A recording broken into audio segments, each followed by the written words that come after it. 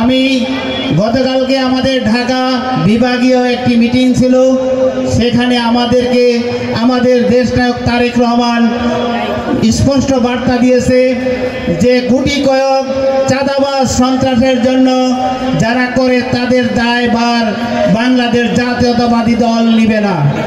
আজকে এখান থেকে ঘোষণা দিতে চাই, যারা চাঁদাবাদী জুট ব্যবসা এবং সন্ত্রাসের সাথে জড়িত তারা সাবধান হয়ে যান। আমি সাংবাদিক ভাইদের দৃষ্টি আকর্ষণ করছি, আপনারা সরজমিনে তদন্ত করে, আপনারা সুষ্ঠুভাবে তদন্ত করে আপনারা রিপোর্ট করুন।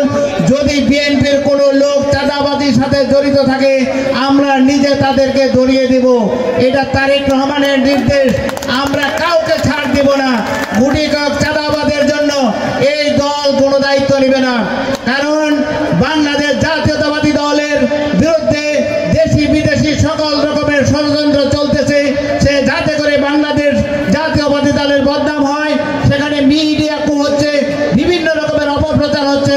কাজে আমি বিএনপির সকল ভাইদেরকে, আপনারা 16 বছর 17 বছর কষ্ট করেছেন, আর একটু ধৈর্য সহ্য করেন, যাতে করে আমরা আগামী দিনে নির্বাচন পর্যন্ত অপেক্ষা করতে পারি।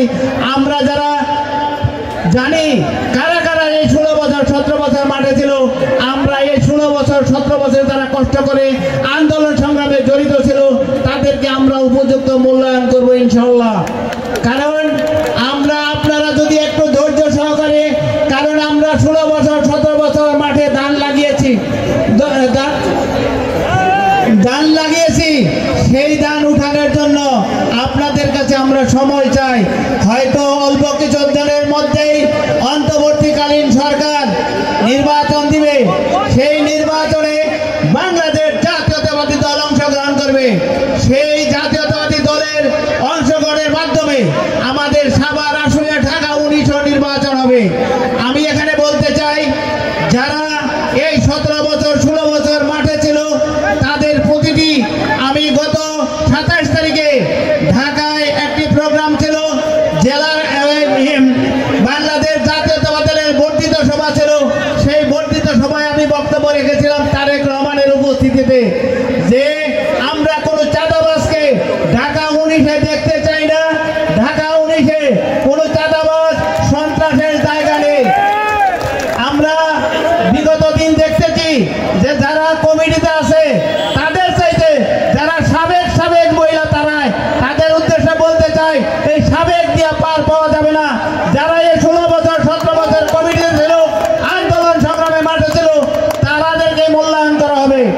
আপনারা অধৈর্য হবেন না, ধৈর্য ধরেন। ইনশাল্লাহ আমরা বিএনপি প্রতিটি নেতা এবং কর্মীকে মূল্যায়ন করবো ইনশাল্লাহ।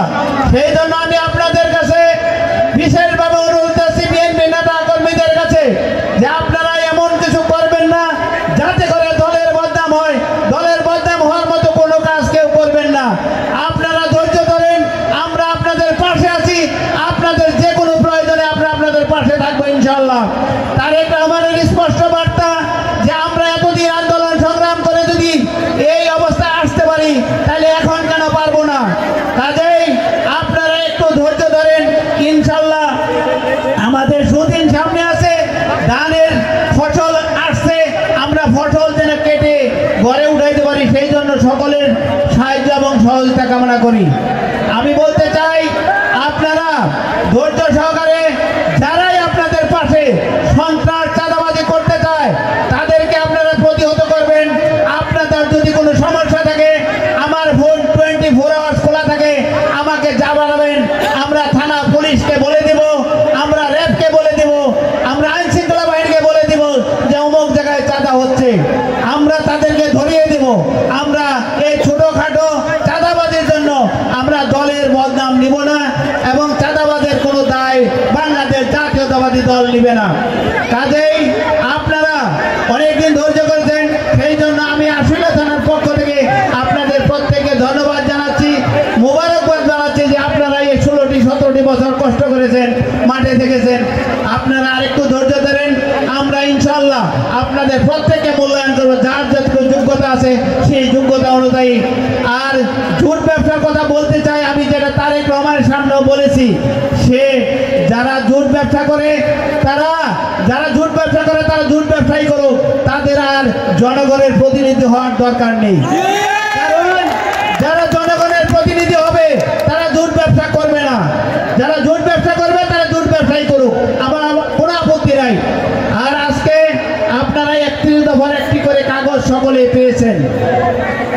এই 31 দফা কিন্তু এই 5ই আগস্টের পরে দেয় নাই তারেক রহমান।